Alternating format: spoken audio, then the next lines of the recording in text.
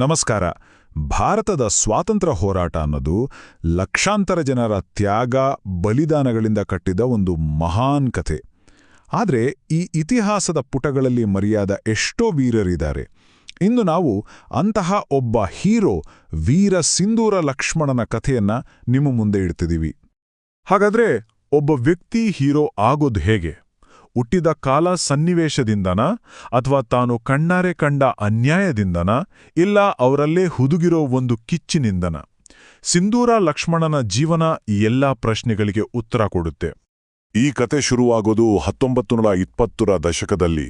ಅದು ಕೇವಲ ಒಂದು ಸಮಯ ಅಲ್ಲ, ಇಡೀ ಭಾರತ ಬ್ರಿಟಿಷರ ಆಳ್ವಿಕೆಯ ವಿರುದ್ಧ ಕುದಿಯುತ್ತಿದ್ದ ಕಾಲ.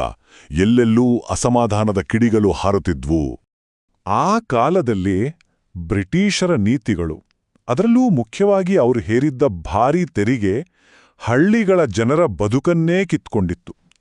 ಜನರ ಬದುಕು ಅಕ್ಷರಶಃ ನರಕವಾಗಿತ್ತು. ಈ ಸಂಕಟ, ಈ ನೋವೇ ದೇಶದಾದ್ಯಂತ ಕ್ರಾಂತಿಯ ಕಿಚ್ಚು ಹೊತ್ತಿಸೋಕೆ ಕಾರಣವಾಯಿತು. ಸರಿಯಾಗಿ ಇಂಥದ್ದೇ ಒಂದು ಸಮಯದಲ್ಲಿ ಈಗಿನ ಕರ್ನಾಟಕ ಮತ್ತು ಮಹಾರಾಷ್ಟ್ರದ ಗಡಿಯಲ್ಲಿರೋ ಸಿಂಧೂರ ಅನ್ನೋ ಪುಟ್ಟ ಹಳ್ಳಿಯಲ್ಲಿ ಒಬ್ಬ ಹುಡುಗ ಹುಟ್ತಾನೆ. ಅವನ ಹೆಸರು ಲಕ್ಷ್ಮಣ. ಈ ದೇಶದ ಸ್ವಾತಂತ್ರ್ಯ ಹೋರಾಟದ ಇತಿಹಾಸದಲ್ಲಿ ತನ್ನ ಹೆಸರನ್ನ ಅಚ್ಚಳಿಯದಂತೆ ಕೆತ್ತುತ್ತಾನೆ ಅನ್ನೋದು ಬಹುಶಃ ಅವನಿಗೂ ಗೊತ್ತಿರಲಿಲ್ಲ. ಲಕ್ಷ್ಮಣ ಬಂಡಾಯಗಾರನಾಗಿದ್ದು ಆಕಸ್ಮಿಕವೇನಲ್ಲ, ಅದು ಅನ್ಯಾಯದ ಫಲ. ಆಶ್ರಯ ಕೋರಿ ಮನೆಗೆ ಬಂದಿದ್ದ ಅವನ ಇಬ್ಬರು ಸೋದರಮಾವಂದಿರು ಸ್ವಾತಂತ್ರ್ಯ ಹೋರಾಟಗಾರರು.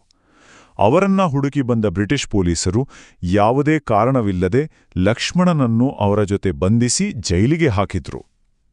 ಈ ಅನ್ಯಾಯದ ಘಟನೆ ಅವನೊಳಗಿದ್ದ ಹೋರಾಟಗಾರನನ್ನ ಬಡಿದೆಬ್ಬಿಸಿತು. ಗಾಂಧೀಜಿಯವರ ಅಸಹಕಾರ ಚಳುವಳಿಯಿಂದ ಲಕ್ಷ್ಮಣನಿಗೆ ಸ್ಫೂರ್ತಿ ಸಿಕ್ಕಿತ್ತು. ಆದರೆ ಅವನು ಸುಮ್ಮನೆ ಪ್ರತಿಭಟನೆ ಮಾಡ್ತಾ ಕೂರಲಿಲ್ಲ.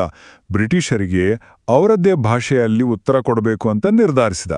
ಅಲ್ಲಿಂದ ಶುರುವಾಯಿತು ಅವನದ್ದೇ ಆದ ಒಂದು ವಿಶಿಷ್ಟ ಹೋರಾಟ. ಅವನದು ಸುಮ್ಮನೆ ಆವೇಶದ ಹೋರಾಟ ಆಗಿರಲಿಲ್ಲ. ಅವನತ್ರ ಒಂದು ಸ್ಪಷ್ಟವಾದ ಪ್ಲಾನ್ ಇತ್ತು. ತನ್ನ ನಂಬಿಕೆಸ್ತರ ಒಂದು ತಂಡ ಕಟ್ಟಿಕೊಂಡು ಜಮಖಂಡಿ ಮತ್ತು ಬೀಳಿಗಿ ಭಾಗದ ಬೆಟ್ಟಗುಡ್ಡಗಳಲ್ಲಿ ಅಡಗಿ ಕೂತ. ಅಲ್ಲಿಂದ ಬ್ರಿಟಿಷ್ ಖಜಾನೆ ಅವರ ಜೊತೆ ಕೈಜೋಡಿಸಿದವರನ್ನ ಟಾರ್ಗೆಟ್ ಮಾಡಿ ಅವರಿಂದ ಕಿತ್ತುಕೊಂಡಿದ್ದ ಹಣವನ್ನ ಬಡ ಜನರಿಗೆ ಹಂಚಲು ಶುರು ಮಾಡಿದ. ಹಳ್ಳಿಯ ಜನರಿಗೆ ಅವನು ಬರೀ ಬಂಡಾಯಗಾರ ಆಗಿರಲಿಲ್ಲ, ಅವನು ಅವರ ಪಾಲಿನ ದೇವ್ರು, ಒಬ್ಬ ರಕ್ಷಕ, ನೋಡೋಕೆ 7 ಅಡಿ ಎತ್ತರದ ಆಜಾನುಬಾಹು. ಅವನ ಶಕ್ತಿ, ಅವನ ವೇಗದ ಬಗ್ಗೆ ಜನ ಕಥೆಯಾಗಿ ಹೇಳ್ತಿದ್ರು. ಎಷ್ಟರ ಮಟ್ಟಿಗಂದ್ರೆ ಲಕ್ಷ್ಮಣ ಬ್ರಿಟಿಷರ ಕಾರಿಗಿಂತ ವೇಗವಾಗಿ ಓಡಬಲ್ಲ ಅಂತಾನೆ ಜನ ನಂಬಿದ್ರು. ಅಕ್ಷರಶಃ ಕರ್ನಾಟಕದ ರಾಬಿನ್ ಹುಡ್ ಆಗ್ಬಿಟ್ಟಿದ್ದ. ಬ್ರಿಟಿಷರ ವಿರುದ್ಧ ಲಕ್ಷ್ಮಣ ನಡೆಸ್ತಿದ್ದ ಈ ಹೋರಾಟ ಇದ್ದಕ್ಕಿದ್ದ ಹಾಗೆ ಒಂದು ವೈಯಕ್ತಿಕ ತಿರುವು ಪಡ್ಕೊಳ್ತು. ಸ್ಥಳೀಯ ದಬ್ಬಾಳಿಕೆಗಾರನೊಬ್ಬನ ಜೊತೆಗಿನ ಸಂಘರ್ಷ ಅವನ ಬದುಕನ್ನೇ ಶಾಶ್ವತವಾಗಿ ಬದಲಿಸ್ಬಿಡ್ತು. ಆ ಕಾಲದಲ್ಲಿ ಕೆಲವು ಸ್ಥಳೀಯ ಗೌಡರು ಬ್ರಿಟಿಷರ ಜೊತೆ ಕೈಜೋಡಿಸಿ ದೊಡ್ಡ ಅಧಿಕಾರ ಚಲಾಯಿಸ್ತಾ ಇದ್ರು. ತಮ್ಮ ಅಧಿಕಾರದ ದರ್ಪದಲ್ಲಿ ಅಮಾಯಕ ಜನರ ಮೇಲೆ ದೌರ್ಜನ್ಯ ಮಾಡೋದು ಅವರಿಗೆ ಮಾಮೂಲಿಯಾಗಿತ್ತು. ಇಂತಹ ಒಬ್ಬ ದುಷ್ಟ ಗೌಡನ ಕಂಡು ಲಕ್ಷ್ಮಣನ ತಂಗಿ ದುಂಡವ್ವ ಮೇಲೆ ಬಿತ್ತು. ಆ ಗೌಡ ಲಕ್ಷ್ಮಣನ ತಾಯಿಯ ಬಳಿ ಒಬ್ಬ ದೂತನನ್ನ ಕಳಿಸ್ತಾನೆ. ಒಂದು ಹೇಯವಾದ ಪ್ರಸ್ತಾಪ ಇಡ್ತಾನೆ. ನಿನ್ನ ಮಗನನ್ನ ಜೈಲಿಂದ ಬಿಡಿಸ್ತೀನಿ, ನಿಮ್ಗೆ ಬೇಕಾದಷ್ಟು ಭೂಮಿ ಕೊಡ್ತೀನಿ, ಅದಕ್ಕೆ ಪ್ರತಿಯಾಗಿ ನಿನ್ನ ಮಗಳು ದುಂಡವಳನ್ನ ನನ್ಗೆ ಒಪ್ಪಿಸ್ಬೇಕು. ಇದು ಒಬ್ಬ ಅಣ್ಣನ ಸ್ವಾಭಿಮಾನಕ್ಕೆ ಮಾಡಿದ ಬಹುದೊಡ್ಡ ಅವಮಾನ. ಈ ವಿಷಯ ತಿಳಿದ ಲಕ್ಷ್ಮಣನ ಉತ್ತರ ಸಿಡಿಲಿನಂತಿತು. ನನ್ನನ್ನ ಉಳಿಸ್ಕೊಳ್ಳೋಕೆ ನನ್ನ ತಂಗಿಯ ಮಾನವನ್ನೇ ಮಾರಾಟಕ್ಕಿಡುವ ಹೇಡಿಯಲ್ಲ ನಾನು.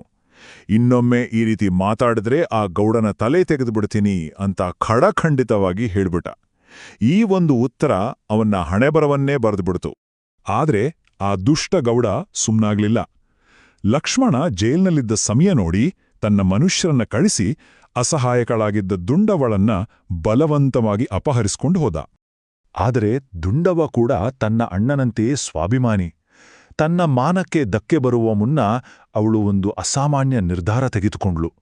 ತಾನು ಧರಿಸಿದ್ದ ಗಾಜಿನ ಬಳೆಗಳನ್ನ ಒಡೆದು ಅದರ ಚೂರುಗಳನ್ನ ನುಂಗಿ ಪ್ರಾಣ ಬಿಟ್ಲು.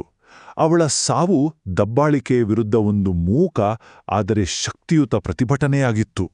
ಅಷ್ಟರಲ್ಲಿ ಜೈಲಿಂದ ತಪ್ಪಿಸಿಕೊಂಡು ಬಂದ ಲಕ್ಷ್ಮಣನಿಗೆ ಸಾಯುವ ಸ್ಥಿತಿಯಲ್ಲಿದ್ದ ತನ್ನ ತಂಗಿ ಕಾಣಿಸ್ತಾಳೆ. ತನ್ನ ಕೊನೆಯ ಉಸಿರಲ್ಲಿ ಅವಳು ಕೇಳಿದ್ದು ಒಂದೇ, ಅಣ್ಣ, ನನಗೋಸ್ಕರ ಸೇಡು ತೀರಿಸ್ಕೋ. ಆ ಪಾಪಿಯ ರಕ್ತದಿಂದ ಈ ನೆಲ ತೊಳೆದ ಮೇಲೇನೆ ನನ್ನ ಆತ್ಮಕ್ಕೆ ಶಾಂತಿ. ಆ ಕ್ಷಣದಿಂದ ಲಕ್ಷ್ಮಣನ ಹೋರಾಟ ಸ್ವಾತಂತ್ರ್ಯ ಸಂಗ್ರಾಮದಿಂದ ಒಂದು ಪವಿತ್ರ ಪ್ರತಿಕಾರದ ಶಪಥವಾಗಿ ಬದಲಾಯಿತು. ಗಮನಿಸಿ, ಈ ಶಪಥ ಮಾಡಿದಾಗ ಸಿಂಧೂರ ಲಕ್ಷ್ಮಣನಿಗೆ ಕೇವಲ 24 ವರ್ಷ. ಅವನ ಇಡೀ ಜೀವನದ ಹೋರಾಟ, ಅವನ ತ್ಯಾಗ, ಅವನ ಕಥೆ ಎಲ್ಲವೂ ಕೆಲವು ವರ್ಷಗಳಲ್ಲಿ ನಡೆದು ಹೋಗಿತ್ತು. ತನ್ನ ತಂಗಿಗೆ ಕೊಟ್ಟ ಮಾತಿನಂತೆ ಲಕ್ಷ್ಮಣ ಆ ಗೌಡನನ್ನ ಕೊಂದು ಸೇಡು ತೀರಿಸ್ಕೊಂಡ. ಈ ಘಟನೆಯ ನಂತರ ಅವನು ಬ್ರಿಟಿಷರ ಪಾಲಿಗೆ ಕೇವಲ ಒಬ್ಬ ಸಣ್ಣ ಬಂಡುಕೋರನಾಗಿ ಉಳಿಲಿಲ್ಲ, ಬದಲಿಗೆ ಸರ್ಕಾರದ ನಂಬರ್ 1 ಶತ್ರುವಾಗ್ಬಿಟ್ಟ. ಅವನ ತಂಗಿಯ ಸಾವು ಅವನ ಹೋರಾಟದ ದಿಕ್ಕನ್ನೇ ಬದಲಿಸಿತ್ತು. ಮೊದಲು ಅವನು ಬಡವರಿಗಾಗಿ ತೆರಿಗೆಯ ವಿರುದ್ಧ ಹೋರಾಡುತ್ತಿದ್ದ. ಆದರೆ ಈಗ ಇಂತಹ ಅನ್ಯಾಯ, ದೌರ್ಜನ್ಯಗಳಿಗೆ ಅವಕಾಶ ಕೊಡುವ ಇಡೀ ವ್ಯವಸ್ಥೆಯನ್ನೇ ಬುಡಸಮೇತ ಕಿತ್ತೆಸೇಬೇಕು ಅನ್ನೋದು ಅವನ ಗುರಿಯಾಗಿತ್ತು. ಅವನು ಕಾಡುಗಳು ಮತ್ತು ಬೆಟ್ಟಗಳ ರಾಜನಾದ. ಬ್ರಿಟಿಷರು ಅವನನ್ನ ಹಿಡಿಯೋಕೆ ದೊಡ್ಡ ದೊಡ್ಡ ಸೈನ್ಯವನ್ನೇ ಕಳಿಸಿದ್ರು. ಆದರೆ ಆ ಕಾಡು, ಆ ನೆಲದ ಬಗ್ಗೆ ಅವನಿಗಿದ್ದ ಜ್ಞಾನ ಮತ್ತು ಜನರ ಸಂಪೂರ್ಣ ಬೆಂಬಲ ಅವನನ್ನ ಬ್ರಿಟಿಷರ ಕೈಗೆ ಸಿಗದ ಹುಲಿಯನ್ನಾಗಿ ಮಾಡಿತ್ತು. ಲಕ್ಷ್ಮಣನನ್ನ ಮುಖಾಮುಖಿ ಯುದ್ಧದಲ್ಲಿ ಸೋಲಿಸೋದು ಅಸಾಧ್ಯ ಅಂತ ಬ್ರಿಟಿಷರಿಗೆ ಗೊತ್ತಾಗಿತ್ತು. ಅದಕ್ಕೆ ಅವರು ತಮ್ಮ ಅತ್ಯಂತ ಹಳೆಯ ಮತ್ತು ಕೆಟ್ಟ ಅಸ್ತ್ರವನ್ನ ಪ್ರಯೋಗಿಸಿದ್ರು. ಅದೇ ದ್ರೋಹ. ವೆಂಕಟಪ್ಪ ನಾಯಕ ಅನ್ನೋ ಲಕ್ಷ್ಮಣನ ಆಪ್ತನನ್ನ ಬ್ರಿಟಿಷರು ಹಿಡಿದು ಚಿತ್ರಹಿಂಸೆ ಕೊಟ್ಟು ಒಪ್ಪಿಸಿದ್ರು. ನಾಗರ ಪಂಚಮಿ ಹಬ್ಬದ ದಿನ ಊಟದ ನೆಪದಲ್ಲಿ ಲಕ್ಷ್ಮಣನನ್ನ ಕರೆಸಿ ಬಲೆಗೆ ಬೀಳಿಸ್ಬೇಕು ಅನ್ನೋದು ಅವರ ಪ್ಲಾನ್ ಆಗಿತ್ತು. ತನ್ನ ಗೆಳೆಯನನ್ನೇ ನಂಬಿ ಲಕ್ಷ್ಮಣ ಊಟಕ್ಕೆ ಕೂತ. ಆಗ ಅವನ ಮುಂದೆ ಒಂದು ಹಣತೆಯನ್ನ ತಂದಿಡಲಾಯಿತು. ಅದು ದೂರದಲ್ಲಿ ಅಡಗಿ ಕೂತಿದ್ದ ಬ್ರಿಟಿಷ್ ಸ್ನೈಪರ್ಗಳಿಗೆ ಕೊಟ್ಟ ಸಂಕೇತವಾಗಿತ್ತು. ನಂಬಿಕೆ ಇಟ್ಟ ಜಾಗದಲ್ಲೇ ಮೋಸ ಕಾದಿತ್ತು. ಸಂಕೇತ ಸಿಕ್ಕಿದ ತಕ್ಷಣ ಸ್ನೈಪರ್ಗಳು ಗುಂಡಿನ ಮಡೆಗೊರೆದರು. ಆ ವೀರ ಸಿಂಧೂರ ಲಕ್ಷ್ಮಣ ಅಲ್ಲೇ ಹುತಾತ್ಮನಾದ. ಆಗ ಅವನಿಗೆ ಕೇವಲ 24 ವರ್ಷ. ಅವನನ್ನು ಯುದ್ಧದಲ್ಲಿ ಕೊಲ್ಲಲಾಗಲಿಲ್ಲ, ವಂಚನೆಯಿಂದ ಕೊಂದರು. ಅವನ ದೇಹ ಬಿದ್ದಿರಬಹುದು, ಆದರೆ ಅವನ ಕಥೆ ಅಲ್ಲಿಗೆ ಮುಗಿಯಲಿಲ್ಲ. ಬ್ರಿಟಿಷರು ಲಕ್ಷ್ಮಣನ ಪ್ರಾಣ ತೆಗೆದಿರಬಹುದು, ಆದರೆ ಅವನ ಹೆಸರನ್ನ, ಅವನ ನೆನಪನ್ನ ಜನರ ಮನಸ್ಸಿನಿಂದ ಅಳಿಸೋಕೆ ಅವರಿಂದ ಆಗ್ಲಿಲ್ಲ. ಇವತ್ತಿಗೂ ಉತ್ತರ ಕರ್ನಾಟಕದ ಜನ ಅವನನ್ನ ದೇವರ ಹಾಗೆ ಪೂಜಿಸ್ತಾರೆ. ಅವನ ಕತೆ ಸಿನಿಮಾವಾಗಿ, ಜಾನಪದ ಗೀತೆಯಾಗಿ ಇಂದಿಗೂ ಜೀವಂತವಾಗಿದೆ. ನೋಡಿ, ಸಿಂಧೂರ ಲಕ್ಷ್ಮಣನ ಕತೆ ಕೇವಲ ಒಂದು ಇತಿಹಾಸದ ಪಾಠ ಅಲ್ಲ. ಅದು ಧೈರ್ಯ, ನ್ಯಾಯ, ಸ್ವಾಭಿಮಾನ ಮತ್ತು ತ್ಯಾಗದ ಪಾಠ. ಎಂಥದ್ದೇ ಕಷ್ಟ ಬರ್ಲಿ, ಅನ್ಯಾಯದ ವಿರುದ್ಧ ನಿಲ್ಬೇಕು ಅನ್ನೋ ಸ್ಫೂರ್ತಿಯನ್ನ ಅವನ ಜೀವನ ನಮಗೆ ಕೊಡುತ್ತೆ. ವೀರ ಸಿಂಧೂರ ಲಕ್ಷ್ಮಣನಂಥ ಅದೆಷ್ಟೋ ಹೋರಾಟಗಾರರ ತ್ಯಾಗ ಇಂದು ನಾವು ಅನುಭವಿಸ್ತಿರೋ ಈ ಸ್ವಾತಂತ್ರ್ಯಕ್ಕೆ ಬುನಾದಿ. ಅವರ ಕಥೆಗಳು ನಮ್ಮ ಪವಿತ್ರ ಆಸ್ತಿ. ಈ ಸ್ವಾತಂತ್ರ್ಯವನ್ನ ಗೌರವಿಸೋದು ಮತ್ತೆ ಅದಕ್ಕಾಗಿ ಹೋರಾಡದವರನ್ನ ಸ್ಮರಿಸೋದು ನಮ್ಗೆಲ್ಲ ಒಂದು ದೊಡ್ಡ ಪ್ರೇರಣೆಯಾಗಬೇಕು. ಜೈ ಹಿಂದ್. ನಿಮಗೆ ಇಂತಹ ನಿಜ ಘಟನೆ ಆಧಾರಿತ ಹಿಸ್ಟರಿ ಕಥೆಗಳು ಇಷ್ಟವಾದರೆ ಲೈಕ್ ಮಾಡಿ, ಸಬ್ಸ್ಕ್ರೈಬ್ ಮಾಡಿ, ಕಮೆಂಟ್ನಲ್ಲಿ ನಿಮ್ಮ ಅಭಿಪ್ರಾಯ ತಿಳಿಸಿ.